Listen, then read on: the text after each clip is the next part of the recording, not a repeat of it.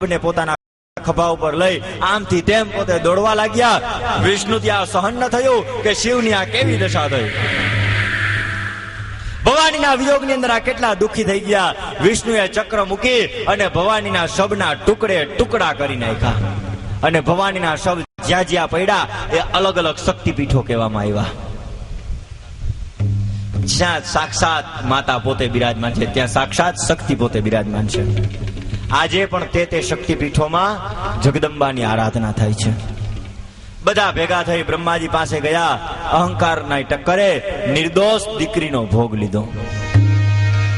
બ્રહ્મા પાસે જઈ બધાએ કીધું, મહારાજ અમે તમારા શરણે આવ્યા છીએ.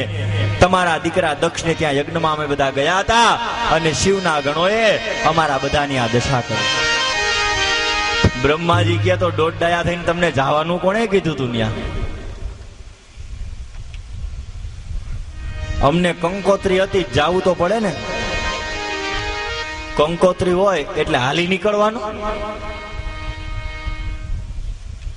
જે યજ્ઞમાં શિવની પૂજા ન થતી હોય ત્યાં જવાય ના જવાય. મારા દીકરાને ત્યાં યજ્ઞ હતો છતાંય હું નહોતો ગયો. બોલો, મને કંકોત્રી આવી હતી, હું ગયો ન ગયો? વિષ્ણુ ગયા ન ગયા? તો તમે બધા કંકોત્રી આવીને હાલી નીકળ્યા.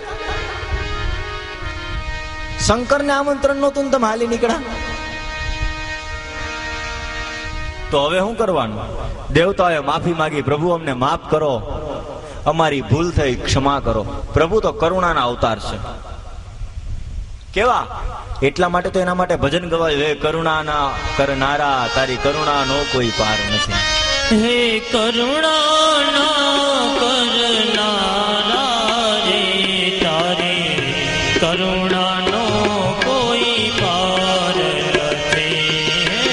કરુણાના કરનારા રે, તારી કરુણાનો કોઈ પાર નથી. હે સંકટના હરનારા રે, તારી કરુણાનો કોઈ પાર નથી. સંપ્રદાયના હરનારા રે, તારી કરુણાનો કોઈ પાર નથી. એને પાપ કર્યા છે એવા, હું ભૂલ્યો તારી સેવા. પાપ કર્યા છે એવા, હું ભૂલ્યો તારી સેવા. એ મારી ભૂલો ના ભૂલનારા રે, તારી કરુણાનો કોઈ પાર નથી.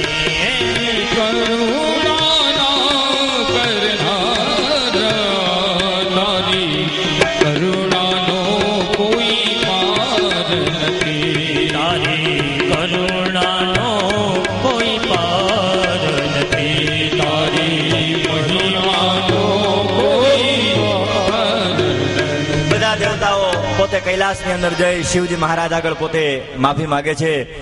ભગવાન ભોલેનાથ પોતે પ્રસન્ન થાય છે અને બ્રહ્મા અજ્ઞાનના કારણે, હે બ્રહ્માજી, આ લોકોના અજ્ઞાનના કારણે આ વસ્તુ થયું. શિવજી મહારાજ એને માફ કરી દે છે.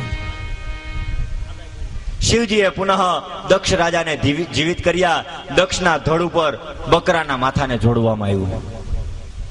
દક્ષના ધડ ઉપર બકરાના માથાને જોડવામાં આવ્યું. જ્યાં જ્યાં શિવજીએ દ્રષ્ટિ કરી બધા લોકો જીવિત થઈ ગયા. યજ્ઞ પુનઃ ચાલુ કરવામાં આવ્યો. આ બાજુ દક્ષ રાજા બકરાનું માથું જોડેલું હતું. સામે સાક્ષાત શિવ એટલે કલ્યાણ, સામે સાક્ષાત શિવ સ્વરૂપને ઉભેલા જોઈ અને એનું કલ્યાણ થઈ ગયું. અને પોતે સ્તુતિ કરવા જાય છે પણ બકરાનું મોઢું હોય છે તો સ્તુતિ નથી કરી શકતો.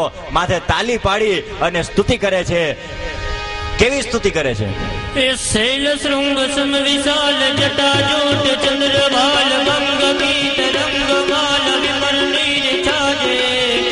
વીર સાજે લોચન ત્રય લાલ લાલ ચંદન કી ફોરી ભાલ કુમકુમ સિંદુર ગુલાલ ભૃગુટી વર સાજે. रुंडन की कंठमाल હૃદય કુશાલ સ્ફટિક માલ રુદ્ર ભાલ હર દયાલ રાધે હરદયાલ રામે ડમ ડમ ડમ ડમ ડમ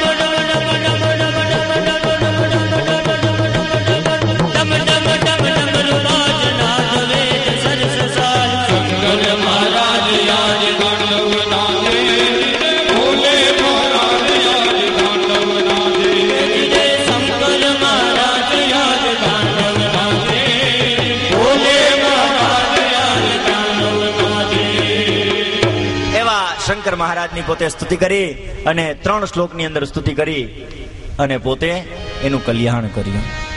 દક્ષ પ્રજાપતિનો યજ્ઞ પુનઃ શરૂ થયો. આપણે શંકર ભગવાનના મંદિરે જાય ને એક સંત મહાત્માએ કીધેલું છે કે આપણે પણ શંકર ભગવાનના પણ સફળ નથી થતી. ધ્રુવજી વનમાં ગયા, નારદજી મળ્યા. નારદ મળતા ધ્રુવજીએ નમસ્કાર કર્યા. નમસ્કારથી નારદજી તેના ઉપર પ્રસન્ન થયા, કારણ કે નમે તે સૌને ગમે. નારદજીએ ધ્રુવની પરીક્ષા કરી. મોટા મોટા ઋષિ મુનિઓ વર્ષોથી નાક પકડીને બેઠા છે, એને સ્વપ્નમાં નારાયણના દર્શન નથી થયા. તો ધ્રુવજી મહારાજે કીધું કે ઘરેથી નીકળ્યો પહેલે જ ચરણે તમારા જેવા જો મને સદગુરુ મળી ગયા હોય ને તો મને અવશ્ય નારાયણ મળી જાય. નારદજી રાજી થઈ ગયા. નારદજી એને દ્વાદશાક્ષર મંત્ર આપ્યો અને કીધું કે આ દ્વાદશાક્ષર મંત્રનો તું જપ કરતો રે, જપ કરીશ એટલે તને અવશ્ય પ્રભુ પ્રાપ્ત થશે. ધ્રુવજી મહારાજ આજની રાત જપ કરશે, કાલ સવારના ધ્રુવ આખ્યાનને આપણે આગળ વધારશું. નારદજીએ જે મંત્ર આપેલો છે એ મંત્રનો આપણે જપ કરતા કરતા આજે અહીંયા કથાને વિરામ આપીએ. કાલે સવારે 8:30 વાગે વળી પાછી આપણે કથાનો પ્રારંભ કરીશું.